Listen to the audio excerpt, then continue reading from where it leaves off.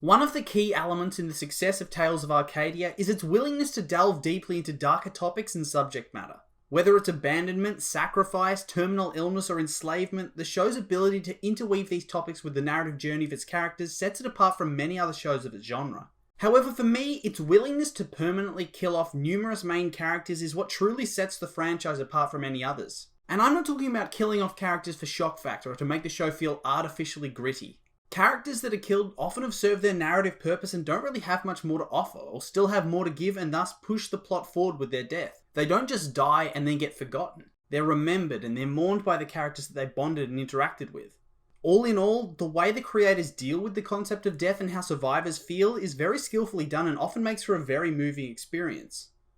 We've seen main characters bite the dust numerous times throughout the 3 shows, and there's always a reason. Kanjigar dies to set off the events of Trollhunters. Arg temporarily dies to give Jim a reason to enter the Darklands alone. Vendel dies to remove a key mentor that could aid Jim. Dral dies because he has nothing left to offer the story. The same goes for the King and the Queen, and even Merlin. The show doesn't shy away from these deaths, and thus, I'm very much expecting one in the upcoming film Trollhunters Rise of the Titans. As I said previously, the show doesn't just kill characters out of nowhere, or at least kill main characters out of nowhere. There's usually a crucial plot-related reason as to why the character meets their fate, and because of this we can narrow down the pool of candidates immensely. It basically rules out all the teenage characters. Killing off a character like Claire or Toby, or even a lower level character like Steve or Eli, wouldn't feel right. Their characters still have arcs that can be followed through on, and they still serve important story purposes. And obviously you can't just go and kill off one of the principal heroes like Duxie or Jim or the Acaridians. Whilst there'd be emotion behind it, to me it would feel like it's just done for shock purposes and not in the best interest of telling a compelling story. It's not like they're a character with nothing left to accomplish. They still have a lot of story potential, so killing them off would feel like a complete waste. For me, I think a running theme throughout the franchise has been killing off a key ally just when they're needed the most. Vendel's murdered when his guidance would be useful to fight Gunmar and Morgana. Dral is killed before the final battle, eliminating one of the strongest allies Jim has. Krile and Aja's parents die, overthrowing the dictator and their home planet, leaving the Acaridians leaderless when they're needed the most. And Merlin dies before there can be a true final battle against the Arcane Order, leaving Duxie to coordinate the defenses alone. So this really narrows the field down to key mentors and key allies, of which there are 3 primary candidates. The first, and in my opinion the least likely, is Vavatos Vex. He's a pretty tough character and a key ally and mentor to the Acaridian heroes. His death would definitely kick off some interesting stories for the Space Siblings, but it doesn't really have that much relevance for the current story arc.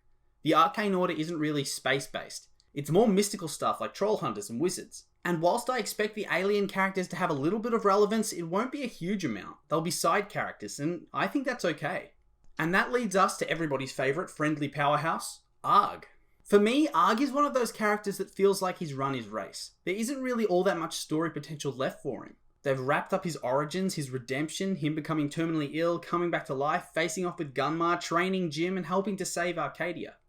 On top of that, we saw him become best friends with Toby and enjoy a peaceful kind of life. It would make story sense to see him bite the dust, and it would set off a lot of different story arcs for a lot of different characters. I mean, we saw how Jim reacted the first time around. But that's the problem. There was already a first time. We've seen him die before and the effect it had on Jim, Blinky, Toby, and Claire. It would feel a little too samey for my taste and like they're retreading old ground. And this brings me to who I feel is the most likely candidate to die in Rise of the Titans. Blinky. For me, this just makes too much sense.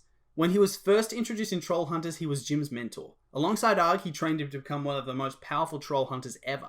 A key story thread left hanging from Wizards is that Jim is no longer the Trollhunter, and he isn't even sure that he's a hero anymore. He has self-doubts about his role in the team. So obviously he needs his surrogate father to help him pick up the pieces and carve out a new role. And when's the best time for a mentor or parental figure to die in a film? Just when the protagonist needs them the most. Blinky's death prior to the final confrontation of the film would provide the catalyst Jim needs to become a hero once again and allow him to make a dramatic entrance wielding Excalibur or something like that. Plus, it would have added emotional effect on the audience and on the characters. A key element of Jim's backstory is that his dad abandoned him and he found a new father in Blinky. In my opinion, it would be way more emotional for this bond to be severed than if it was simply a friend or comrade. It would provide a more compelling reason for Jim to enter the fray, and on top of that, Blinky doesn't really have all that much left to give as a character. His story's played out, and I think it would be a great final chapter to end on. But, as always, that's just my opinion, and I'd like to hear yours. Who do you think's going to bite the dust? Maybe you don't think anyone will. Let me know what you think.